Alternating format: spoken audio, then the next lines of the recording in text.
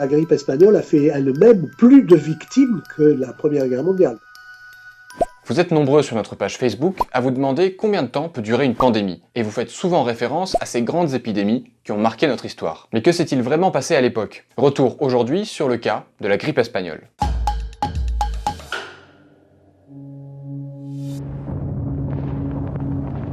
« 1918. Depuis 4 ans, la Première Guerre mondiale fait des millions de morts. Mais le conflit est à un tournant, les États-Unis viennent d'entrer en guerre pour soutenir la France et ses alliés face à l'Allemagne. Et c'est à ce moment-là qu'une grippe jusqu'ici inconnue fait son apparition, le H1N1. On ne sait pas exactement cette grippe espagnole d'où elle est venue, peut-être de Chine, c'est une hypothèse, peut-être des États-Unis, peut-être d'Europe, on n'en est pas sûr. Et ce qu'on sait depuis très longtemps, c'est que le virus grippal est un virus d'oiseau. C'est un virus qui a la possibilité de muter génétiquement très facilement pour donner des variants qui ne sont pas déjà connus. Un premier cas est officiellement signalé dans un camp militaire du Kansas en mars 1918. La grippe gagne les troupes américaines qui débarquent peu après en Europe. 2 millions de soldats venus en renfort contaminent alors le vieux continent en quelques semaines. Toutes les armées sont touchées et affaiblies, pourtant, à l'époque, aucun gouvernement ne communique sur l'existence de cette épidémie. Aucun gouvernement, sauf un. Survenant alors que l'Europe était en guerre et chaque pays en guerre cachant son nombre de victimes, puisque c'était un secret d'État. L'Espagne, qui n'était pas en guerre et qui, comme vous le savez, était neutre, elle ne cachait rien du tout.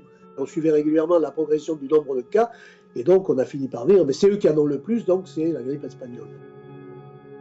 Jusqu'ici, la grippe dite espagnole affaiblit beaucoup les personnes contaminées, mais elle ne tue pas énormément. En juillet 1918, les gouvernements européens considèrent même que l'épidémie est terminée. Pourtant, elle ne fait que commencer, car le virus a muté.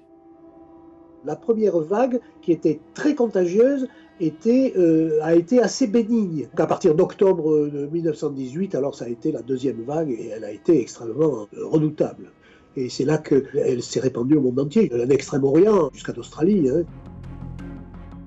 En septembre 1918, la mortalité du virus devient 30 fois supérieure à la normale. Les personnes contaminées décèdent en quelques heures, foudroyées par la fièvre et la pneumonie. Signe particulier de cette grippe, une mortalité très élevée chez les populations entre 20 et 40 ans. Il faut dire quand même qu'il y avait des circonstances favorisantes. 1918, c'était la 4e année d'un conflit mondial, et donc on avait une infection qui arrivait sur des populations qui étaient malnutries, qui étaient fatiguées, etc. Pendant la guerre, il y avait ce qu'on appelait la propagande. Et la population n'était pas informée.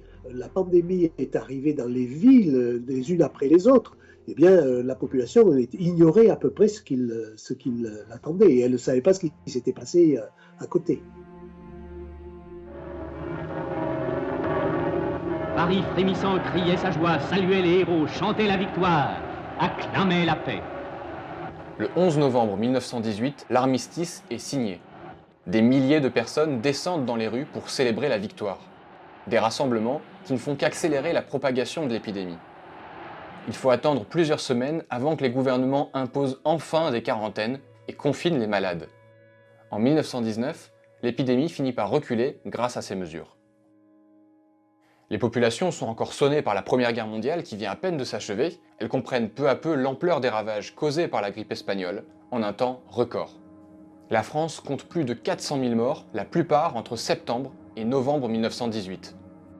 Le monde vient donc de faire face à la pandémie la plus meurtrière de l'histoire. À l'échelle mondiale, en seulement 2 ans, elle aurait fait entre 20 et 50 millions de morts.